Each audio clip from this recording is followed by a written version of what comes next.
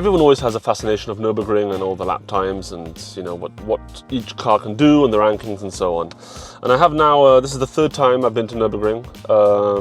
Before this, I've only done like 15 laps, so this is kind of still a new thing for me. But obviously you're always interested, like, you know, what's the official lap time of the cars, and, you know, how do we compare? And that's kind of really the whole point of this exercise, really, is just to see how far off am I, you know, compared to an absolute professional setting official lap times. Really, how far off are we? Are we talking about 2 minutes? Are we talking about a minute or less? The goal, really, at least something that I'd be happy with, is to be, if I can, within 30 seconds. That could be nice. And obviously, going sub 8 minutes, I think would be also a fantastic dream. This car did 7 minutes 42 was the official lap time, which means that only gives you about 18 seconds of margin, so we'll see. Anyway, I've got 2 days on track, open pit lane, so I'll be really interested to see how it goes. The Sport Auto lap time was a slightly scruffy but impressive feat of skill and performance, right on the ragged edge, and it showcased what the car was capable of. Maybe I'm coming up with excuses here, but it's worth noting that the record was done on the older 20.6 kilometer format, while I'll be running the full 20.83 kilometer loop. So realistically, we need to add about 5 seconds. This is according to Porsche's own lap timing on the newer GT4 RS record, so the target is more like a 7 minutes 47 seconds.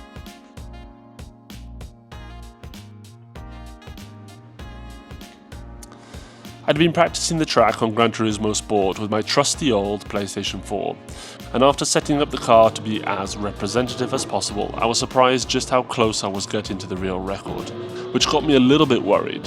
I was keeping off the curbs, but I would not be as brave in real life.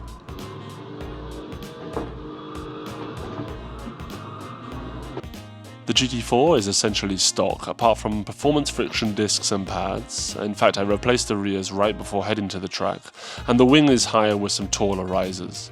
I'm also running the factory N1 rated Michelin Pilot Sport Cup 2s.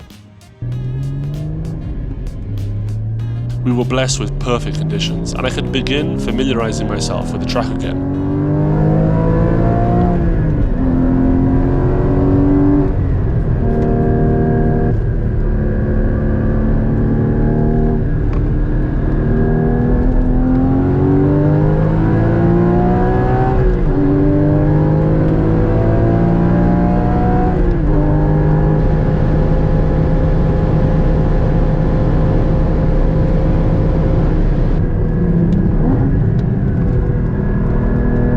First full lap of the day, and first ever lap with this car, was a very gentle 9 minutes and 9 seconds.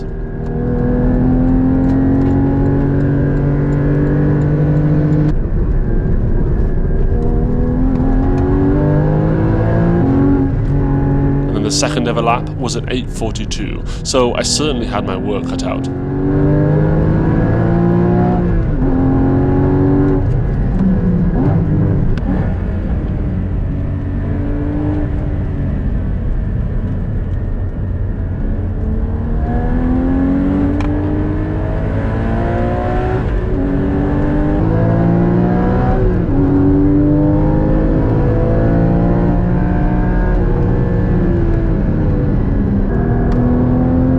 I spent the rest of the day just putting in as many laps as I could, learning the car and seeing where I could improve.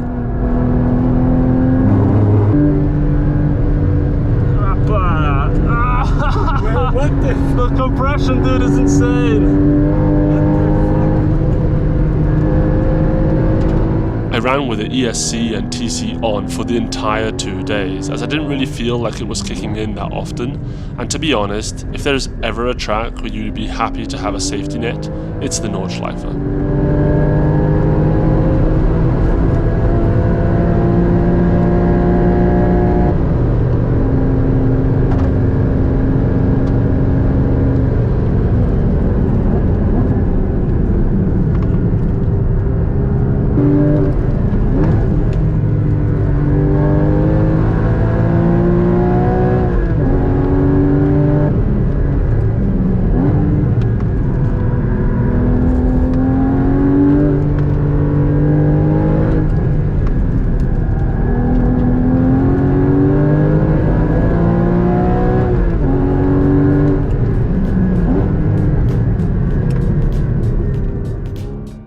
End of the first day here, and just going to see what lap time I did, as I'm not allowed to check while driving. That's regulation of the track day, but I can check afterwards and basically just run the logger and then check after. Best lap, 8 minutes and 30 seconds. Wow, not fantastic, but optimal, 8 minutes 27. To be honest, not much better really, but God, that means I'm about 40 something seconds, 48 seconds off the Sport Auto lap time, and that is insane. I mean, I don't know where those 42 seconds exists, because it feels like I'm pushing pretty much at every corner, but well, that is impressive. We'll see what happens tomorrow, see how close we get, but I'm not so optimistic that I'm going to get within 30 seconds of it, which was sort of my, little bit of a goal. I mean, obviously sub 8 minutes would have been lovely, but I think for me that's going to be almost impossible. I think we'll see. Anyway, till tomorrow. Should be. It's just one screw. On the second day, I decided it was about time I checked the aero setup on the car, and I found out that the rear wing was on the low downforce setting. I tilted it to its max downforce angle, and also took out the front diffuser flaps to increase front downforce as well. 9 point something. So it's only like 1 degree difference. Wait. Oh, no. Okay.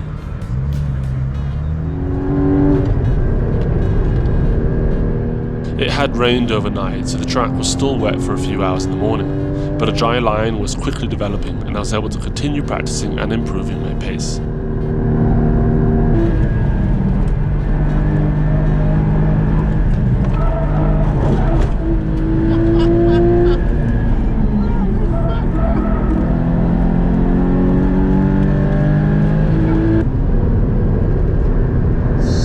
Movement in that braking point, gosh.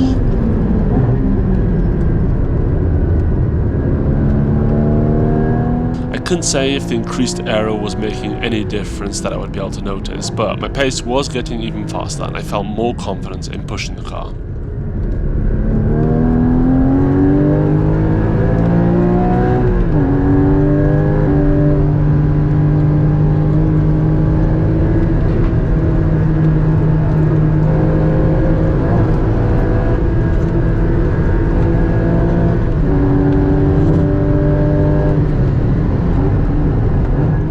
Then, directly after lunch on the second day, I would begin what would end up being my fastest lap yet. Enjoy some highlights.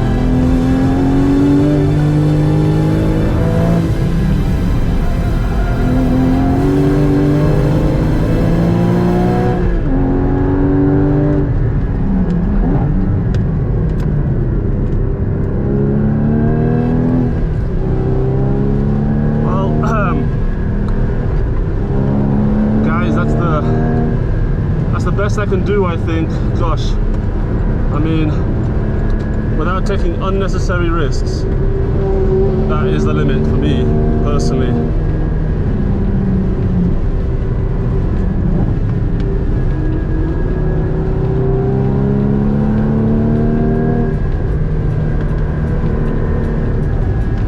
That was intense, and I'm hot, and gosh, temperatures, okay, 190 degrees.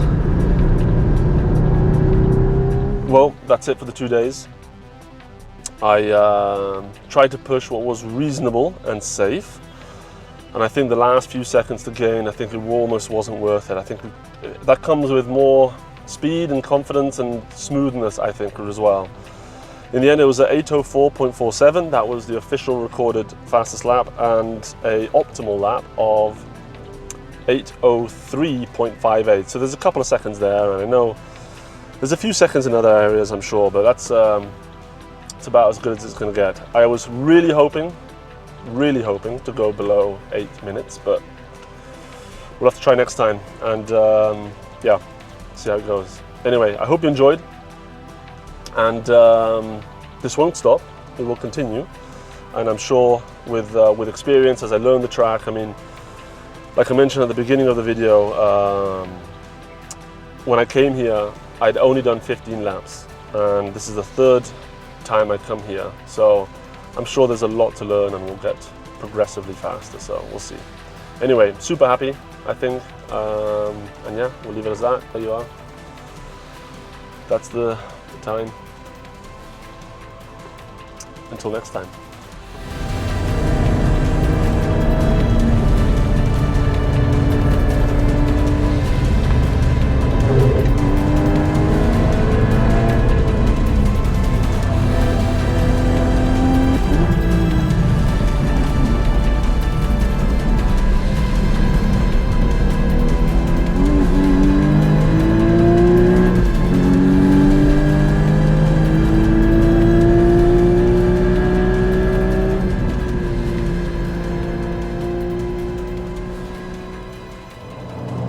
So it's about a day after the track day now, and I've had some time to reflect over, you know, the time we had on track, and I've looked at the video and the data as well of the best lap that I had, and for sure it's made me realise, yeah, there's lots of mistakes that I made, or areas where I was a little bit too conservative. But in all honesty, like I'm really happy with the lap that I did.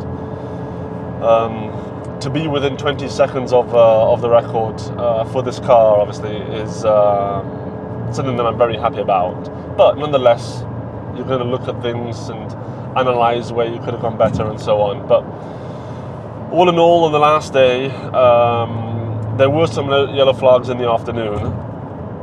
Some of the barriers got damaged due to a crash, and so they were repairing them. And so even if I wanted to do faster than an 8 minute and 4 second, I wouldn't have been available. Like it just wouldn't have been possible. So it is what it is. I'm still very happy. We'll come back again and we'll try and do something even better. But the other thing that I've realised is, you know, this 20-second delta. I mean, you know, this is my car.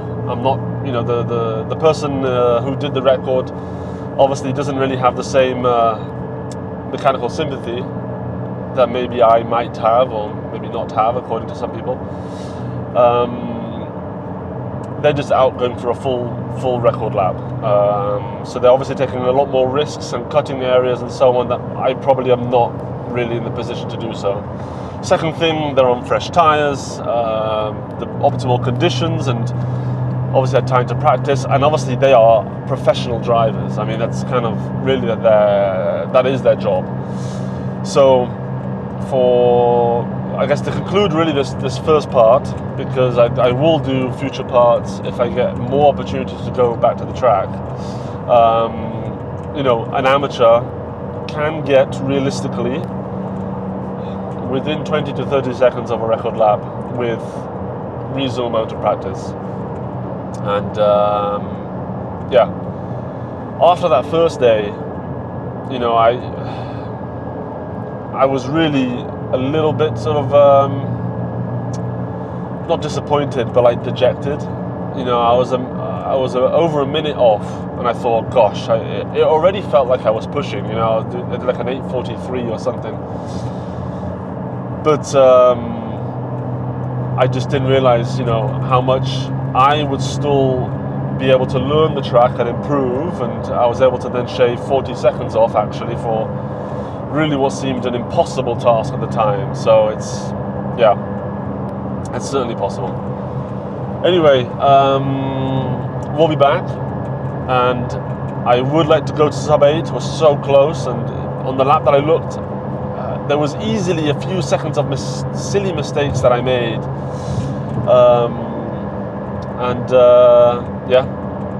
Hopefully, well, there will be a part 2 in the maybe distant, but hopefully not so distant future. Until then, thanks.